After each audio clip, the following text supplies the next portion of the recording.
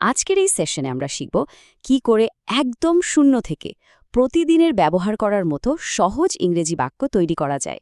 তাহলে ইংরেজি বাক্য বানানো শুরু করতে সবাই রেডি তো? চলুন একদম দেরি না করে শুরু করে দিই। আমার সাথে মন দিয়ে শুনবেন আর বলার চেষ্টা করবেন, কেমন? তো যে কোনো কিছু বানানোর আগেই তো তার ছোট ছোট পার্টসগুলো জানতে হয়, তাই না? ঠিক তেমনি বাক্য বানানোর জন্য আমাদের জানতে হবে সবচেয়ে বেসিক দুটো জিনিস: সহজ সর্বনাম মানে প্রোনাউন আর ক্রিয়াপদ মানে ভার্ব। চলুন একদম প্রথম বাক্যটা দেখি। আমি যাই। ইংরেজিতে এটা কি সহজ দেখুন, আই গো। আমার সাথে একবার বলুন তো, আই গো।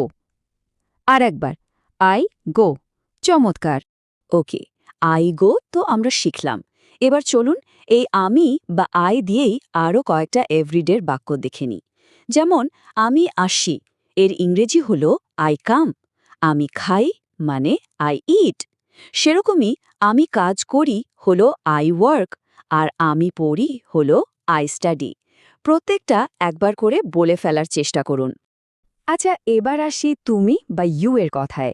আর এখানে ইংরেজির একটা মজার ব্যাপার আছে জানেন, সেটা হলো আই আর ইউ এর পরে ভার্বের ফর্মে কোনো চেঞ্জ হয় না, একদম একই থাকে।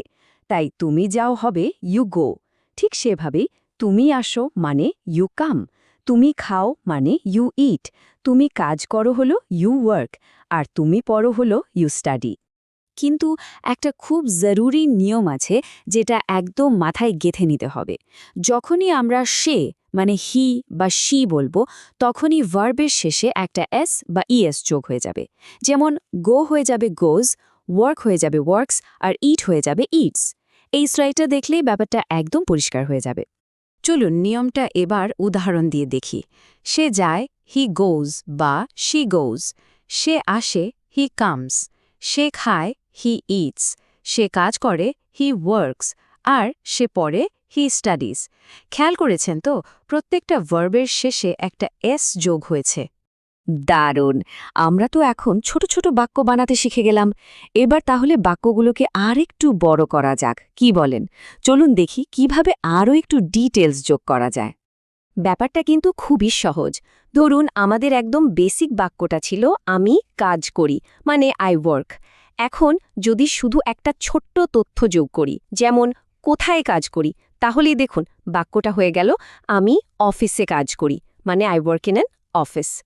চলুন আর একটা উদাহরণ দিয়ে ব্যাপারটা পরিষ্কার করা যাক। মনে করুন আপনি বলছেন আমি খাই। এখন প্রশ্ন হলো কি খাই? উত্তরটা যোগ করলেই বাক্যটা কমপ্লিট। আমি ভাত খাই। ইংরেজিতে হবে আই ইট রাইস। বলুন তো একবার, আই ইট রাইস।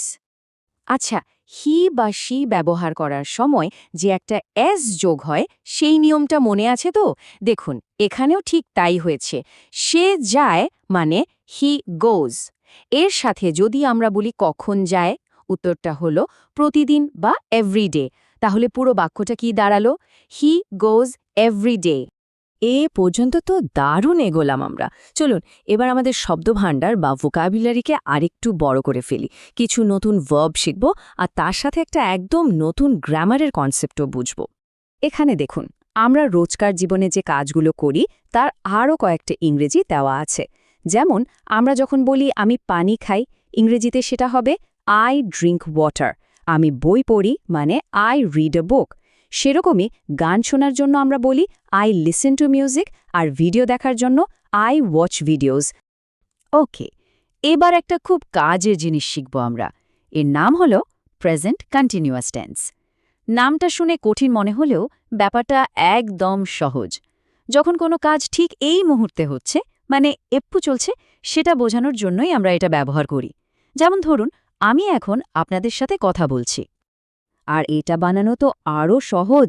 দেখুন, আমি এখন কাজ করছি, এর ইংরেজি হলো আই অ্যাম ওয়ার্কিং নাও। খেয়াল করেছেন, ভার্ব ওয়ার্কের সাথে একটা আইএনজি বসেছে, আর তার আগে বসেছে অ্যাম। ঠিক যেমন এই মুহূর্তে আপনারা কি করছেন? শিখছেন, তাই না? তাহলে ইংরেজিতে কি হবে? ইউ আর লার্নিং নাও। দেখুন ইউ এর সাথে আর বসেছে, আর লার্নের সাথে যোগ হয়েছে আইএনজি। বাহ, আমরা কিন্তু অল্প সময়ে অনেক কিছুই শিখে ফেলেছি। কিন্তু একটা কথা একদম ভুললে চলবে না, যে কোনো নতুন ভাষা শেখার আসল চাবিকাঠি হল প্র্যাকটিস, রোজ প্র্যাকটিস করা। আজকে যা যা শিখলেন, চেষ্টা করতে হবে সেগুলো প্রতিদিনের কথায় ব্যবহার করা। আর এটাই হলো আজকের সবচেয়ে বড় শিক্ষা। এই যে ভার্ব দিয়ে ছোট ছোট বাক্য বানানো শিখলেন, এগুলো যদি রোজ একটু একটু করে বলার চেষ্টা করেন, দেখবেন খুব তাড়াতাড়ি আপনি নিজে থেকেই ইংরেজি বলতে পারছেন। শুধু দরকার একটু আত্মবিশ্বাস আর নিয়মিত চর্চা। তাহলে এবার আপনার পালা, প্র্যাকটিস শুরু করার পালা। আজ যে নতুন বাক্যগুলো শিখলেন, সেগুলো দিয়ে ইংরেজিতে কি বলা যায় একটু ভাবুন তো, আর বলার চেষ্টা করুন। আপনাদের এই শেখার যাত্রায় আমার তরফ থেকে অনেক অনেক শুভকামনা রইল।